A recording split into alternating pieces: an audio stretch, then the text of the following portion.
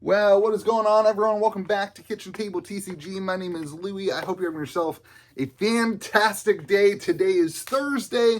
We are gearing up for what is going to be a crazy 7 to 8 days with all these massive releases in the trading card game world. We've got Pokemon releasing this weekend. We've got One Piece pre-releasing this weekend. We've got Magic and Final Fantasy happening. We have all sorts of Lurana is going on this weekend, and then gearing up, we're going to talk a little bit about Sorcerer as well. So as I get ready for what will be probably the busiest week of the year, which is really fun. I actually really look forward to working at. Some people don't like work.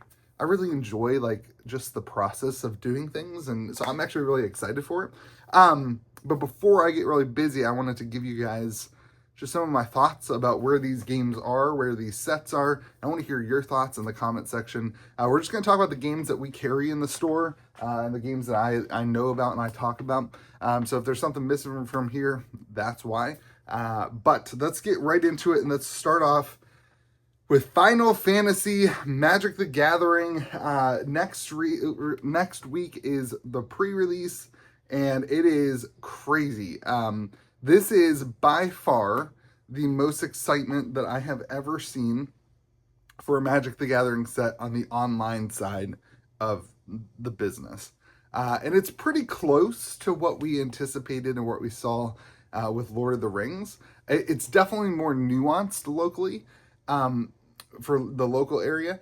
I think people who love Final Fantasy are way, way more excited than the people who loved Lord of the Rings. Like, the people who are obsessed with Final Fantasy are going absolutely nuts for this set. But the people who have never played Final Fantasy, they don't have that kind of connection like almost everybody does to Lord of the Rings. Lord of the Rings was just one of those things where almost everybody had seen the movies, almost everybody had at least heard or knows the story and that kind of thing. Whereas Final Fantasy, it hits deeper for those that it hits, but it doesn't seem to be as wide of an audience from the local perspective. But online, holy moly, things are going crazy. This is an absolutely overwhelming release. But I wanted to talk about, it's not a supply issue. And what you're seeing on the secondary market, in my opinion, there was some supply cuts. But in my opinion, compared to other sets, compared to the way that Magic has been going over the last 2 years, there's not less supply of this set. It's just the demand is absolutely insane. I mean, from the Gold Wizards and those who support the channel here at Kitchen Table TCG, their interest to what little product we are putting up on TCG Player, it's insane. Play boxes going for $175 is absolutely wild on a pre-release weekend moving into pre-release. Absolutely wild volume of sales. Commander decks are the one that surprises me most, though. $380 plus for the Commander deck display. And just flying. I think TCG Player sales are 45 to 50 a day at that price for the Commander decks. And then collector boxes, man, $740. It's just a crazy demand. And so it's not a supply issue. I don't think this is an underprinted set. I don't think they're doing any shenanigans like that where they're short printing to... They don't need to do that because there's so many people interested in this set. So many people interested in the game. And then on top of that, you throw the Final Fantasy thing. And this is kind of the kicker with Final Fantasy. I wish I had a box to hold and show you. Maybe, I think I'm hopefully receiving tomorrow, but we'll see. Hopefully by this weekend we have something. The crazy thing about Final Fantasy, the craziest thing in my opinion so far, is that streamers, with Lord of the Rings, we saw all these massive, I don't remember his name, QVC, something like that, PewDiePie, all the people were streaming, the big YouTubers that the youngins watch, not a boomer like me, all the people were streaming opening Lord of the Rings packs, and you guys remember, if you were around back then, the graph was insane. You saw the excitement, and people were excited for Lord of the Rings, but as soon as the streamers got involved, and as soon as the outside of Magic the Gathering digital world got involved, things just kind of went parabolic, and it was crazy to see people, and a lot of that was chasing the One Ring and that kind of thing. But I think we're going to see a lot of that with Final Fantasy, because that's like, the video game world, all of the online streaming and all that kind of stuff kind of revolves around video games and that kind of world. So I'm really anticipating that we see a huge push, huge surge in eyeballs glued to Final Fantasy, kind of this next week and next weekend when people actually have product in hand. So I'm actually going to be really, really looking to see, does this set really capture the hearts of non-Magic the Gathering people? I know we'll talk about locally and we'll talk about limited and that kind of stuff in a second. I know that this set's going to do well for the Magic the Gathering player, especially the Magic the Gathering player who has a Final Fantasy connection. The curious thing for me, the thing that I hope that Universes Beyond brings in, and if Universes Beyond doesn't do this, I don't think it's worth it, is does it bring people who just know Final Fantasy to come into Magic the Gathering? And in order to do that, you've got to kind of catch those. It used to be like, in the news, you had to be in the news and whatever and catch the news cycle. But now you got to catch the streamers and you got to get them ripping packs. And that happened with Lord of the Rings. I think it will happen in a big way with Final Fantasy. And that's going to be a game changer for sure for the Final Fantasy, demand and then supply, because the demand is going to skyrocket. So that's my thoughts. We kept a couple cases for locals, and then it's just been crazy. The big thing for Magic though, I want to see the limited experience be really fun. We always do a league here in the store where you buy 6 packs, you build a deck, and for our pre-release we obviously do that, but then after pre-release weekend we have a league, and so you bake a sealed pool, and then every week you can buy a pack to add to your sealed pool. Every 3 losses, you can buy a pack to add to your sealed pool. And people really enjoy that kind of deep dive into the limited environment. And I have found locally and in the store that when the limited environment is really good, it makes people engage with the set more and more. It makes them want to go pick up a commander deck. It makes them want to go, engage with the mechanics of the game more and more. And so I'm just hoping that the limited experience is fun and people want to come back and draft. And man, if that has that, everything they're saying about this being the number 1 set of all time would then be justified. More than just Final Fantasy skin on Magic the Gathering, having it actually be a really fun Magic the Gathering set, I think will go really well in the history of the game. So very exciting stuff. And Lord of the Rings did all that. And so I have no doubt that this will be the case. So very exciting stuff. Very, very cool. That is next week. This weekend, though, is Pokemon. Holy moly, some days I wish that I got to talk about Pokemon more on the channel, and maybe someday I just will do it. It's a little bit fun for me to have Pokemon as more of a just local side thing, and then a hobby that I collect and I engage in for myself. But the Pokemon world is absolutely crazy. This set is, in my opinion, maybe outside of Prismatic Evolutions, the biggest release kind of all time for Pokemon. It is, from all time is silly. From the Scarlet and Violet era. The hype and excitement for this set is astronomical. And I know there's some people saying it's overrated. I disagree with that. From what we have anticipated, what we have seen with the demand, that's all internet noise. People are really, really excited. Look at these boxes. I wish I had a Final Fantasy one to show you. But look at these boxes. These are gorgeous. These are super good looking. It's got the Rocket R on it. This is going to be a set that is really crazy. Here's the thing. The set's gorgeous, but here's the thing that I look at when I see a new Pokemon set, and I ask myself the question, is it going to do well? What number of special illustration rares are there? And in this set, there are 11 SIRs, special illustration rares. I think 3 of them are trainers, and then, 8? 8 of them are Pokemon. Compare that to Journey Together, there were 6 SIRs. And so with Journey Together, one of the things, everybody was really excited, everybody was really hyped about it, and then everybody opened the packs and they got everything they wanted, right? You didn't have to open that many boxes to get the special illustration rare that you wanted. If you didn't pull it, well then certainly somebody down the road did. You could just trade with them, get the card you wanted. That's where you start seeing the value decrease in, boxes pre-ordering, dipping in price, that kind of stuff. This set, 11 SIRs, going to be much more in line with something like Surging Sparks, where it was really, really hard to pull the Pikachu. And if you wanted that Pikachu, for whatever reason in Pokemon, people much rather, open the Pokemon themselves. And so it's crazy. The demand goes up because the supply doesn't go down. Like, there's still as many. I didn't get cut on this. I know a lot of other stores got cut. We've been spending a ton of money on Pokemon, on all the things. We got the same amount of boxes we got for Journey Together. So I don't think there's any like supply cuts here, but there is a supply cut on the singles side because there's more special illustration rares. So unless they really drastically increase the odds of pulling an SIR, which they don't typically do, and I don't think is going to be the case here, you're going to see the decrease in supply of the individual cards, which adds to that chase, which is why things like the Sun Brionne and the Moon Brionne and whatever are so popular, because they're so hard to chase. They are special. And that is the secret sauce, I think.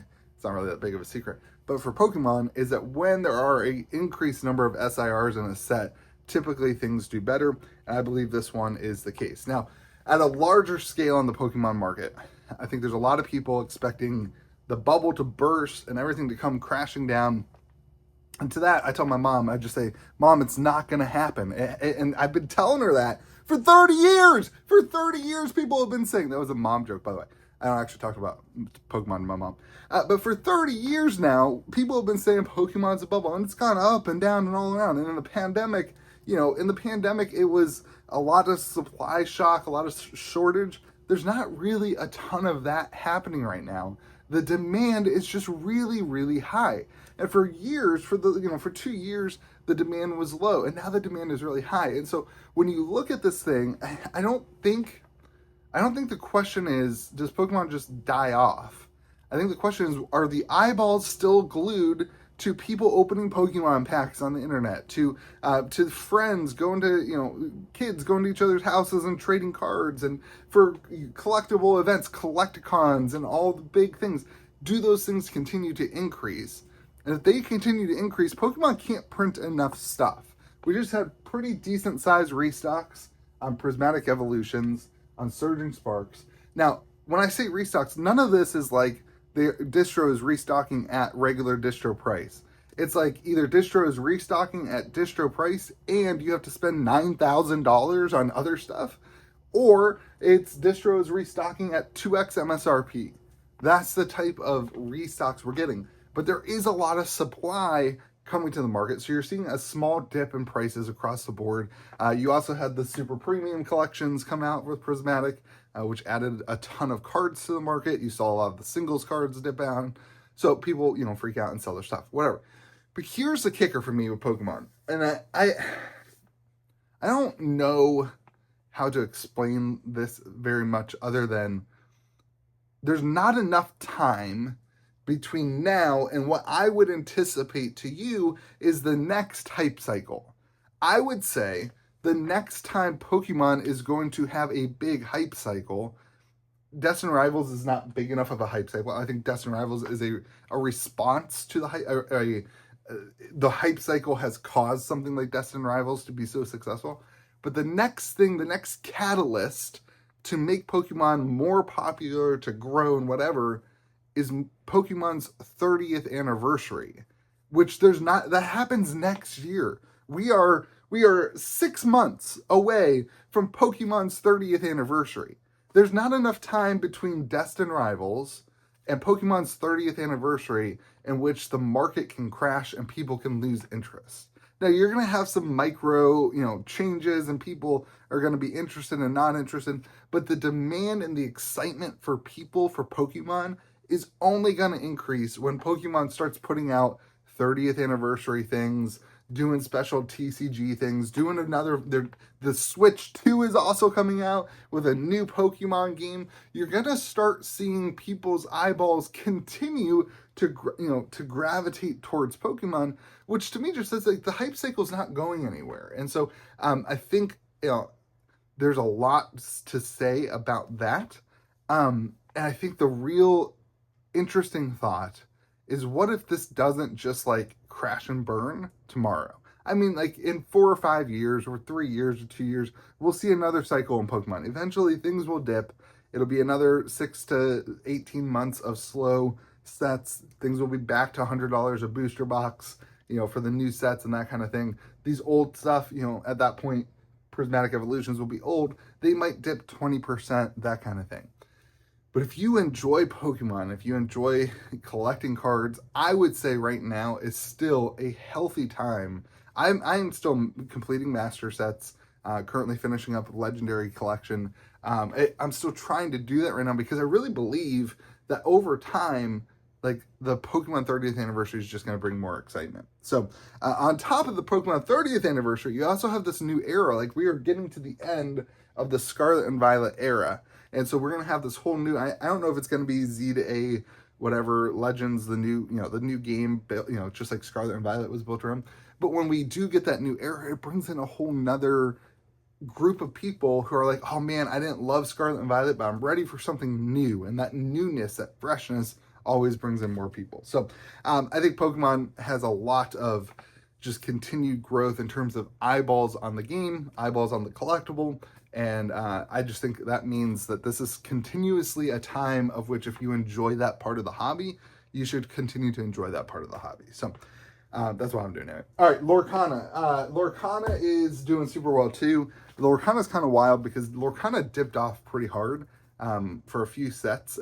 They didn't change anything. They weren't doing much to bring freshness to the cards, to the game, to the whatever. And then all of a sudden, last set is when they introduced the dual color, dual ink cards, and that brought like a freshness to the playability of the game. And then this next set, not set 9, but the next set, they are introducing new rarities and new excitement and new things for, different rarities, which brings the collectors kind of interested back in it again. And then in this set, they have redefined like what the enchanteds look like. And they've kind of really made them, in my opinion, look a lot more like unique and together they fit like more of a theme, which I think is really, really big. But the big thing is they've announced rotation, which has some people upset because, every time a new TCG comes around, one of the biggest things is people say, oh, finally, like Magic the Gathering rotates. I want a set that doesn't rotate, blah, blah, blah. And then inevitably, games have to add rotation to spice up the meta, to move things around. And there's always this like internet thing where people don't like that. And people get mad because they were promised, blah, blah, blah, blah, blah. People hear things they don't actually hear. They want to believe a game can be around and they can buy one deck forever and never have to spend any money again. That's a dream that people always have. The reality of that is like a game company can't do that. They need you to buy the new box. They need you to buy the new product. So they have to make different things. Now, Lurana has added, I believe, another like a legacy type format, that kind of thing, to accommodate to those things. But the new format, the new, rotating nature of the game, in my opinion, brings people and gets them more excited to come back. When you're not going to have to face the same deck you've been playing for 2 years all the time, I think it excites people, it brings people back in. Then on top of all this stuff, this is like more of a wider range towards Lurana. They've also got new partnerships with Cardio, and their organized play is switching up. They're moving away from Melee, which kind of reinvigorates stores. As a store owner, when you have to go back and go through those processes again, it's annoying, but it also reminds you why you do it and sets you up to say, okay, maybe we've gotten lax over the last 2 years of like running the events. Hey, they're doing a new thing. They care enough to make changes. They care enough to, adapt and grow. And so we will figure it out so we can continue to adapt and grow. Like, luckily, I have a great Lurana community, and, Donald on the podcast, he helps run all those events, really, he runs all those events. And so we are already kind of pretty active in that thing. But that refresh in a new kind of organized play software really gives a lot of energy to a game store. And that's all coming down the pipeline with this new set, then with the changes to the formats, and then with the changes to the rarities. People are starting to get a little bit more and more excited about Lurana. And then on top of that, if you start thinking through, man, we're on to set 9, set 10. That's a lot of sets that have come out. You're going to start having a little bit more confidence in the older product, the first chapter product not being reprinted in a long time, those kind of products, and all of a sudden the collectors show up again. So at the end of the day, I think all these games doing really good. really exciting. And Pokemon, Magic, Lurana, really exciting, really good stuff. So now I want to talk about One Piece a little bit. Now I want to say, I'm not like a big One Piece fan. It's just not my thing. But locally, again, I have some people around me who love One Piece. And so I get to know about these things. And One Piece, for a while, particularly in the pandemic, or I guess right after the pandemic, like One Piece was kind of like right at the tail end of the pandemic hype, and then like kind of shot up as a result of everybody coming back from that. But it's kind of died down in terms of the hype, and now it's just like a dedicated fan base. I don't know if they've reduced print runs or what's going on with that. Like there's all sorts of things. I think like this last set, which was the EBO2, we got allocated super hard, but then this next, regular set, it was kind of like a little bit more of a regular release. We still got allocated, but it was a little bit more of a regular release.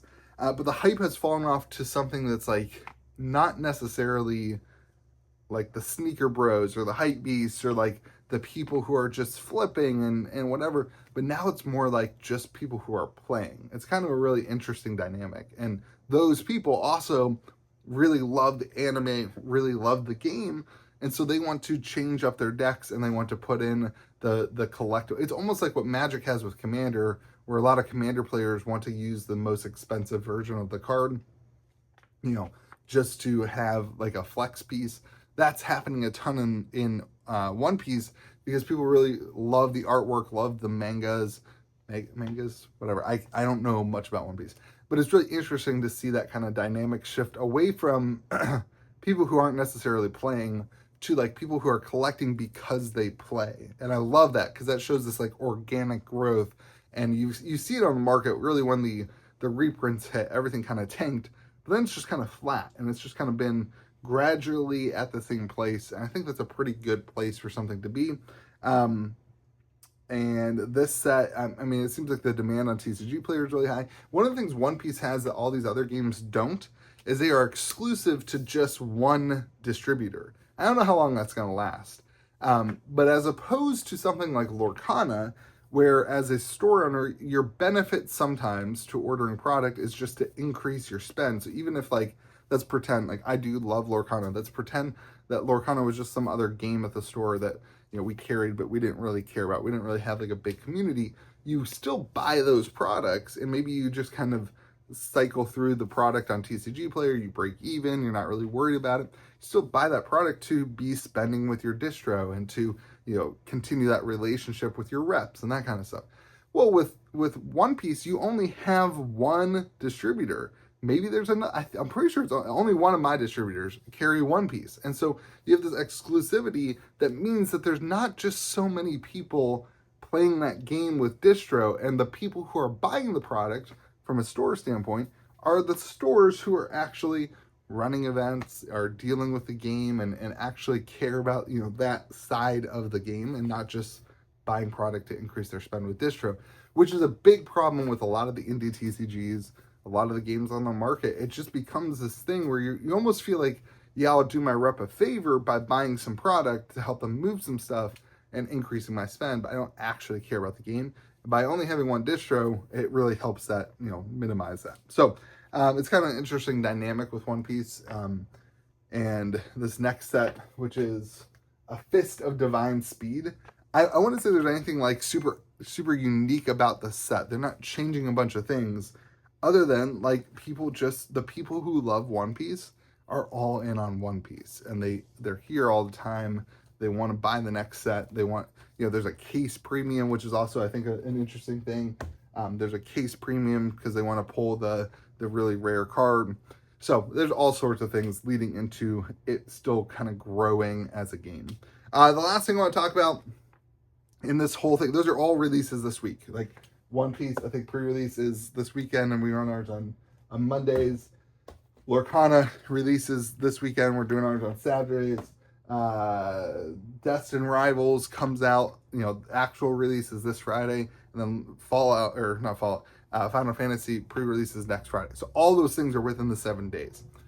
And one of the things I really feel is with Sorcery Contested Realm, again, probably for me, from a gameplay perspective, from a collecting, one of my favorite things of all time, you really start feeling the fatigue of not having set release. Like the missing of, man, I wish they were doing something. I wish there was something to talk about. I wish there was something to open. You start seeing all these other games doing something, and that sucks. Like I know there's going to be a lot of people who like wanted that, and they'll say that in the comment section. And I was one of those people who was like, man, I like that. I do like that, you know, you don't have to be paying attention all the time so much. I think I'm still there. Like, I still like the idea that it's not every 4 months. But when you see all these other games and all these other people excited for the new releases, you start feeling that, man, I wish I had something for Sorcerer. I wish there was something new to talk about. I wish there was something new to come out. And so it's really interesting. We all knew this was going to happen. We all saw this coming. It's not like this is a news. It's not like it's news to people that it's only one set a year or that kind of thing. But at the end of the day, this is the time of which you feel the repercussions of the one set a year thing. And I'm hoping that, you know, at the end of July, you've got the Dragon Storm, the Dragon Lord sets coming out. And it's, you know, just a little bit of a thing to jumpstart some excitement. I'm hoping that they start announcing and moving forward into the Gothic set, and that generates some of the hype and excitement and eyeballs again back on the game to kind of be excited about it and be interested in the next stuff again. Now, I don't think that a 15 card set in Dragon Lord is going to be enough to get people super excited, but a 15 card set in Dragon Lord and then the addition of announcements and product samples and displays and dates and release dates for Gothic could do enough to get people really interested. And at the same time, all that's going on, there's some major events going on. The Cornerstone events, which is their way of like exclusive, high-level, organized play for the OP stores. And then the Explorer series, which is a fan-made, you know, gameplay that is happening, series of events in this kind of region, Ohio, West Virginia, we're doing one, Kentucky, the kind of the big region around here, the not west, the not east, this kind of area of the United States, to see those kind of fan-made organized events happening at stores is really good. And I hope some of the excitement from those things leads into more excitement for those events as well. But definitely feeling like when in 4 weeks you have 4 games releasing something, or in 1 week you have 4 games releasing something, definitely feeling that like, man, I wish Sorcery had something coming out that people were excited about. So those are my thoughts on all the games I care about and I talk about and we carry here at the store. Let me know your thoughts in the comment section. What do you agree with? What do you disagree with? Just kind of fun to talk about the games. I'll tell you, me and my kids opened a box of Pokemon today. It's just so much fun. Watching my kids open Pokemon just makes me even more of a Pokemon fan. But you guys have yourself a fantastic day. Thank you to all the people who support the channel. Gold Wizards for Final Fantasy. We are actively hoping to get our product in and get everything organized so we can have it out to you on the days that you're supposed to get it and in the correct times. And then hopefully we'll be able to start streaming a little bit next week and have some live pack openings and that kind of stuff. Again, everything's going to ship at the correct days. I don't remember what the days are, but the correct days that we're supposed to. But to just get some stuff organized and we can share that with you. Have yourselves a great day. Be kind to the people around you. We'll see you again next video.